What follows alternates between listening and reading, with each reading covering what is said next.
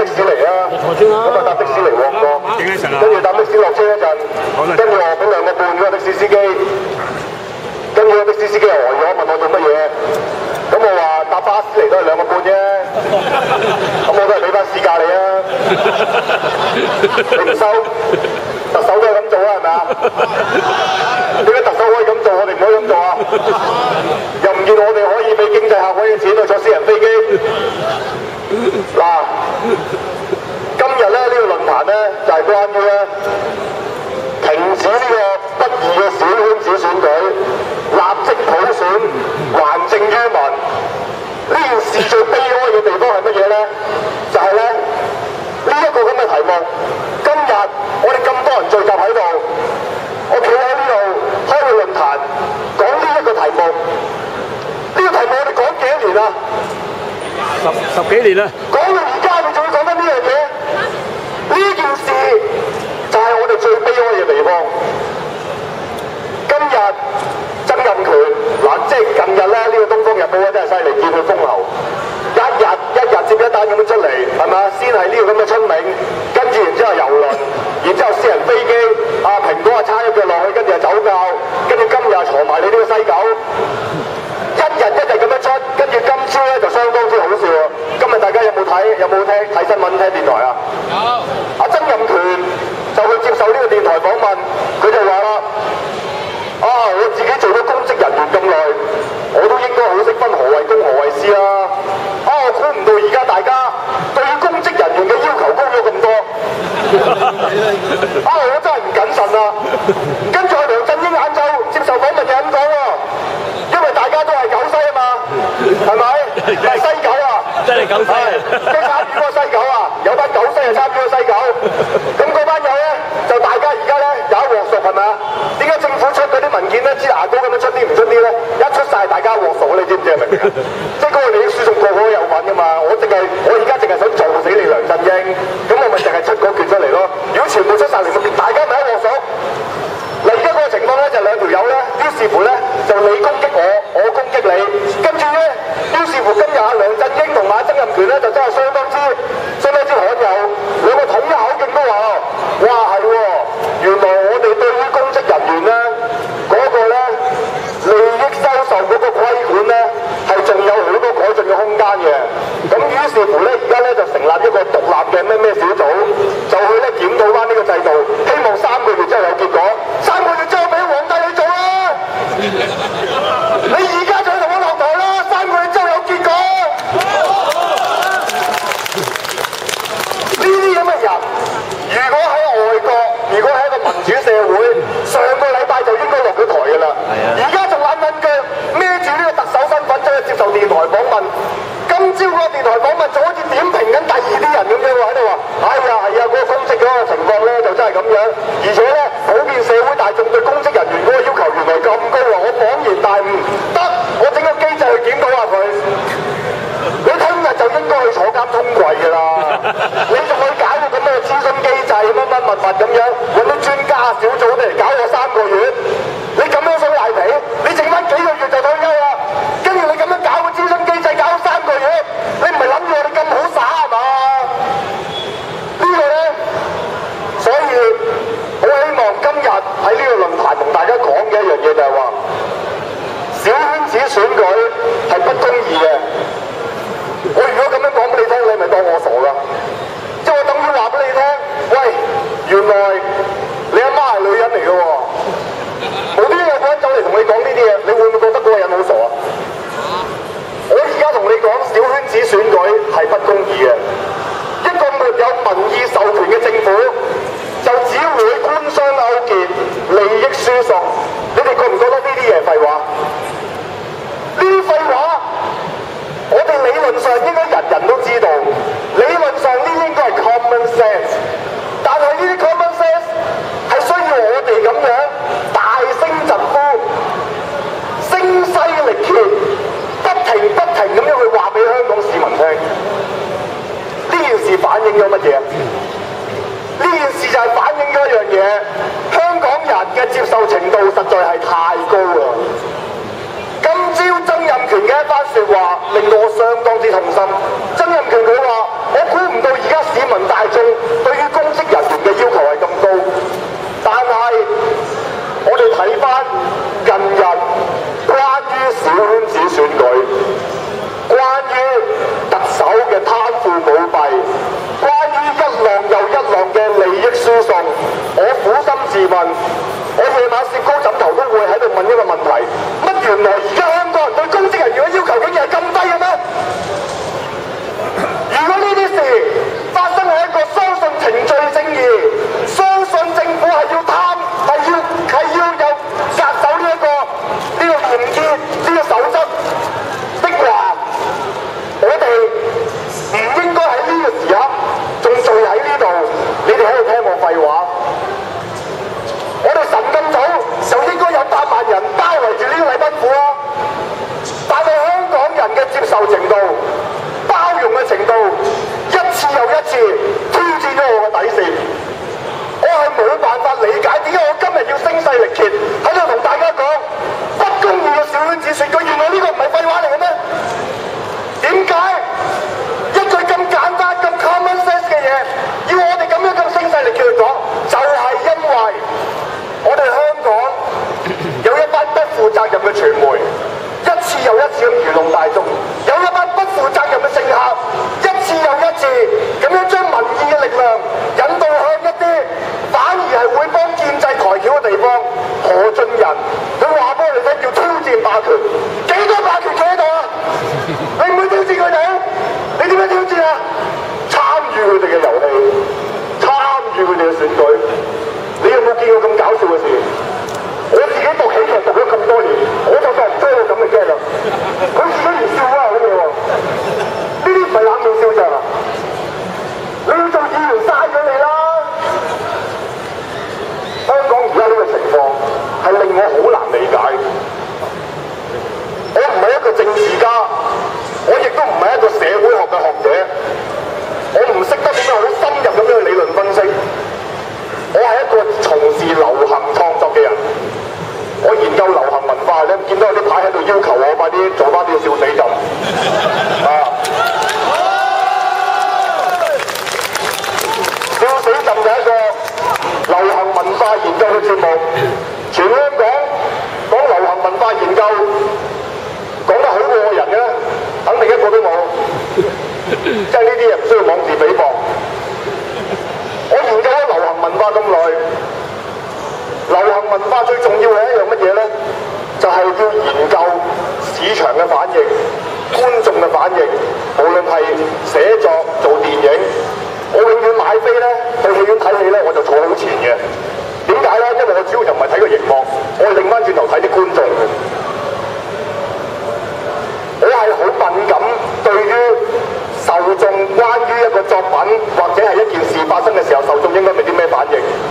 但係近年香港嘅政治環境，我作為一個流行文化嘅研究人，我去擰翻轉頭去睇翻受眾，去睇翻觀眾嘅反應，我發覺好奇怪，相當之奇怪。奇怪嘅地方係在於乜嘢咧？我哋慢慢開始接受咗呢個不公義嘅環境，我哋開始麻木咗啦。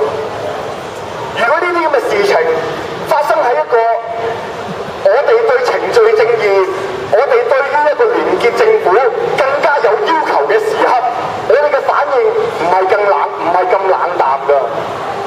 面對呢個小圈子選舉，面對由呢個咁樣嘅，大家又記得可唔可以舉舉手？邊個有參與過03年嘅50萬人大遊行？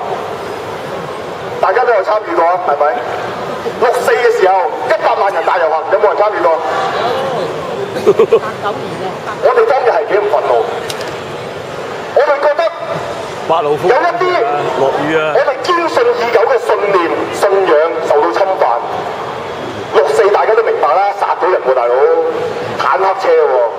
03年嘅時候，呢個咁樣嘅23條係嘛？當初最初提請要求人大釋法，我哋都好震驚。點解啊？民主我哋不嬲都知道冇㗎啦，係嘛？有我哋就唔會爭取啦，係咪？冇理由咁笨實㗎。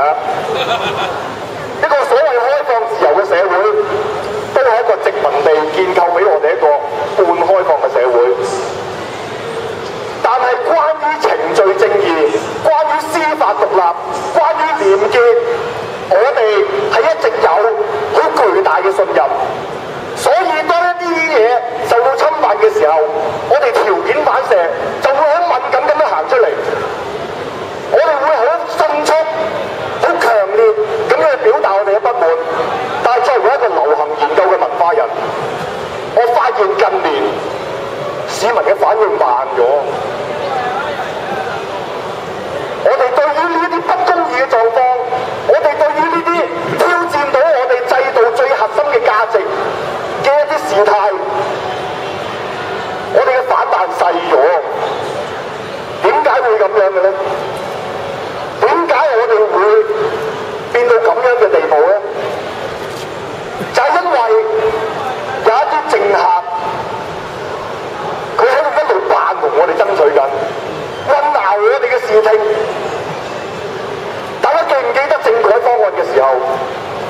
以前我哋追求一個民主嘅社會，追求人權自由，嗰件事係好黑白分明、壁壘分明。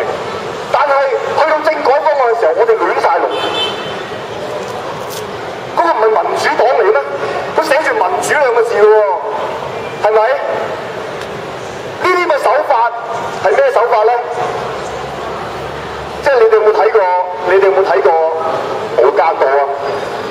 有。《無間道》呢啲戲出嚟，跟住咪有嗰啲無間森林啊、無間地獄啊嗰啲咁嘅戲咯，混淆視聽咯，掛住民主兩個字就係民主啊！但係雖然係咁戇居，但係佢的而且確令到香港嘅民眾對於我哋一路信奉嘅嘢，我哋一路爭取緊嘅嘢，我哋開始混亂。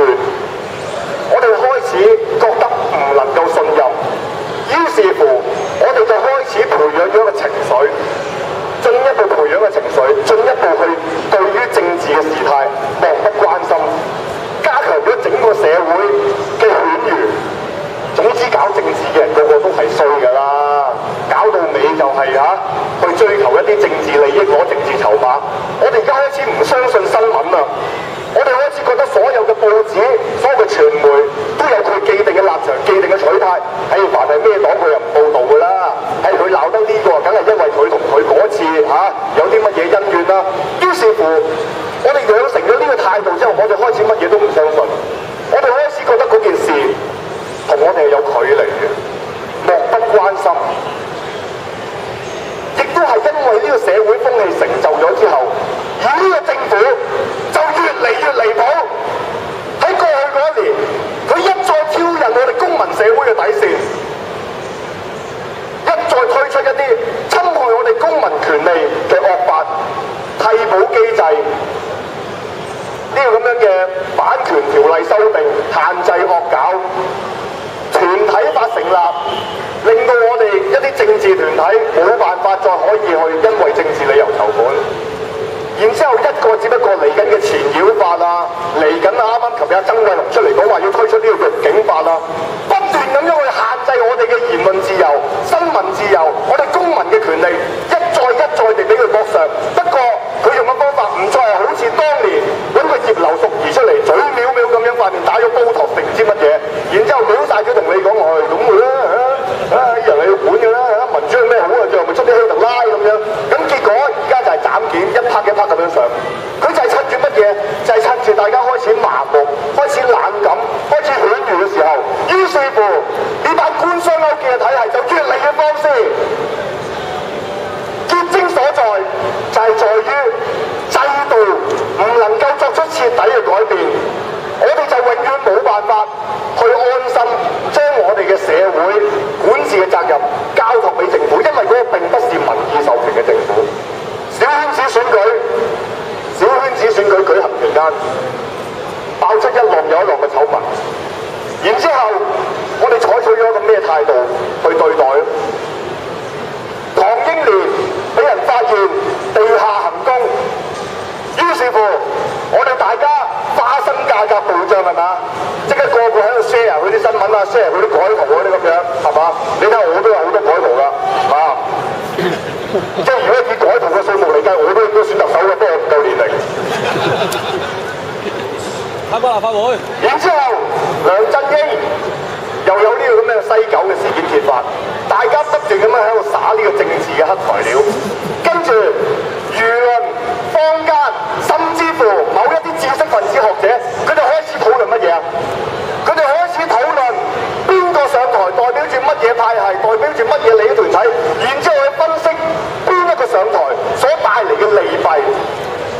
有冇見過咁樣嘅討論啊？有冇見過梁振英做到啊點啊？阿唐英年啊做咗有啲咩好嗰啲咁樣？呢件事如果發生喺90年代，你可唔可以想像到大家都參與過03年嘅七一大遊行啊？64嘅時候8萬人大遊行都參與過啊！喺當日嘅情緒底下，你會唔會想像到你自己竟然會走去參與討論小圈子選舉候選人哪一個比較好？你可唔可以想像到呢啲咁樣嘅討論出現？個問題唔係話邊一個做比較好，而係話喺呢個制度底下，邊一個做，最後就會得到今日曾蔭權嘅咩結果？大家記唔記得曾蔭權當日上台佢嘅民望係幾多？大家記唔記得？高達60%啊！結果咧，結果咪搭飛機唔使錢咯，係咪啊？人緣好啊嘛，人哋咪請你搭飛機啦，係咪啊？我哋要一個人緣好嘅人嚟做特首嘅咩？我哋對於行政長官，對於我哋特區之首嘅產生辦法，難道已經冇咗訴求？仲有冇人記得？有冇人參與過任何遊行？有冇人曾經嘗試喺遊行嘅過程入邊嗌過一句口號？2012普選特首，有冇人嗌過？有。咁點解今日我哋唔嗌啊？而家唔可以要求2012普選特首咩？係比較難啲嘅，但係唔代表嗰個訴求唔正確啊嘛。大家實在太過習慣，就係因為有民主黨啊、主流傳媒啊、啲垃圾學者喺度導引我哋去傾向咗某一個思考方向嘅時候，我哋就不斷習慣咗一種兩害取其輕，喺兩個爛蘋果入邊揀個冇咁辣嘅呢種思維。潛移默化底下，我哋都忘記咗我哋究竟係需要乜嘢？我哋最終我哋需要嘅係普選特首，我哋唔係一個不公義嘅制度底下選一個冇咁樣衰嘅特首。唔係揀緊呢樣嘢，我哋唔係追求緊呢樣嘢。呢樣嘢係我最想傳達俾大家，喚醒大家乜嘢為之香港人。曾經我哋對於程序正義，我哋對於民主嘅進程，我哋對於一個我哋認為何謂香港嘅管治，我哋有過我哋嘅願景，我哋有過我哋嘅希冀，我哋都曾經為咗呢啲希冀同埋願景流過汗、出過力，但係因為有一啲全職去爭取民主人，你哋知唔知爭取民？你覺得爭取民主係咪一件好艱難嘅事啊？你哋覺得爭取民主艱唔艱難？艱難一啲都唔艱難，爭取啫嘛，冇話爭取到咯。喂，喺一個咁樣嘅半極權社會，爭取民主係最好撈嘅一瓣嘢嚟嘅，你知唔知啊？長中長有，爭取極都爭取唔到嘅，年年都有公開，係咪啊？去到最後你都係冇嘅喎，咁然之後嗰個希冀又一直喺度喎，跟住然之後頭先問你哋，你覺得爭取民主難唔難啊？大家都覺得難啦，係咪先？嗱，我做一件好易做嘅事，個個都覺得我做緊啲好難嘅事喎，有咩工好做過呢啲工啊？而家大部分嘅政黨、民主黨啊、民協啊，佢哋一班人，包括公民黨都係，就係做緊呢啲咁嘅嘢，幾好做啊！又有光環，又有民眾嘅喝彩，長做長有，包保唔會失業，因為一定爭取唔到噶嘛，大哥，你明唔明啊？大家都了解嗰件事係艱難噶嘛，於是乎，只要我肯喺呢個環境入邊，我行出嚟做，咪得咯。喂，行出嚟做，有啲咩代價啫？你出嚟示個威，即係好似呢兩日咁樣，係咪啊？攞住個橫額，3條友又行上去啦，打到小圈子選舉咁樣，影張相又見報啦，有幾難做啫？一啲都唔難做。所以喺過去1年，政治局勢急速改變，有好多制，以身試法，作出公民抗命。有一啲人，佢哋開始會喺成個政治局面入邊作出一個政治嘅區隔，甚至乎不惜俾人唾棄，都要攻擊一啲大眾眼中所謂嘅同路人。點解要咁做啊？點解要咁做啊？就係因為話俾大家聽，呢份工如果繼續咁樣搞落去嘅話，長做長有，咁樣蚊瞓啦。喺過去嘅一年，2011年，我哋不斷咁去衝擊。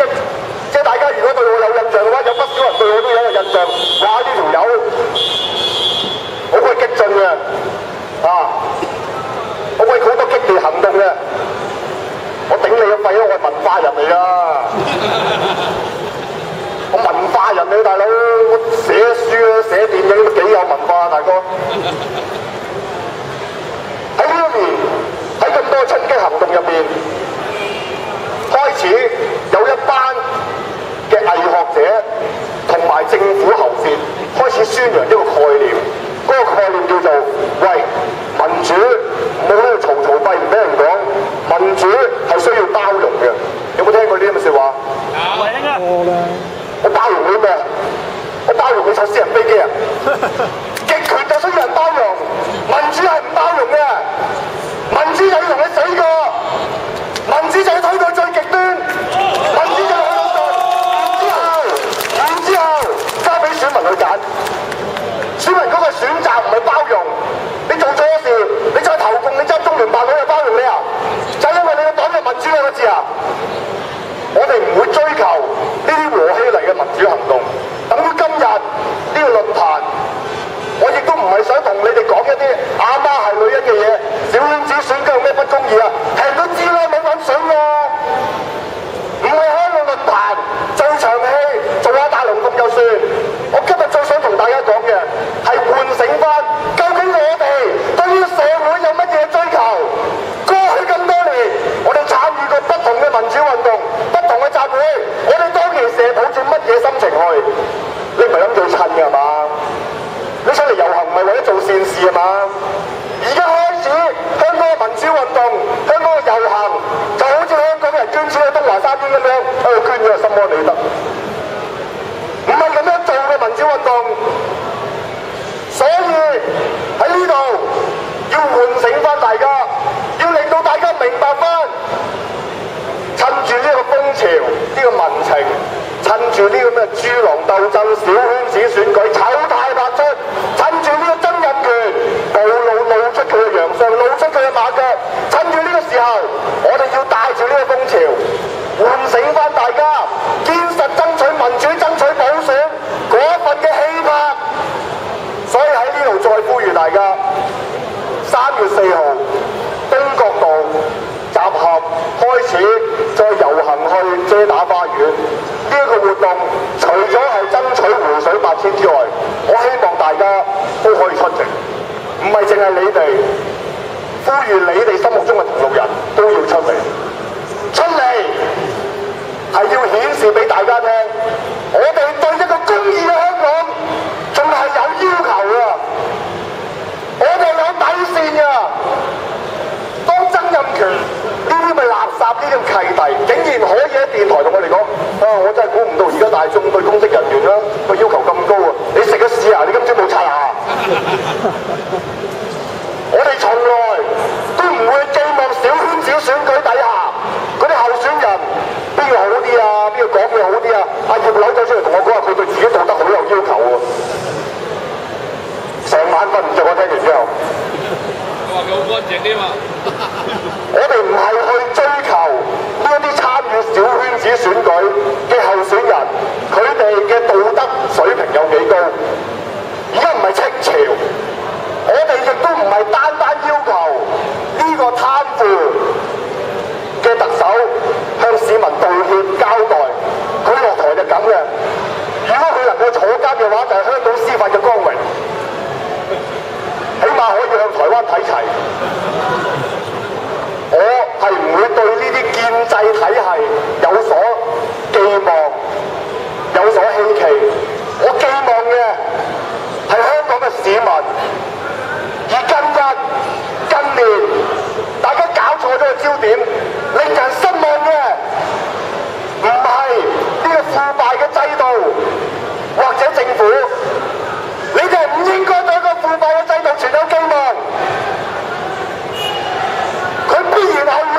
咁樣，因為腐爛嘅小圈子選舉就係會造就呢啲利益輸送，就係會製造不公義，呢個係必然會發生嘅。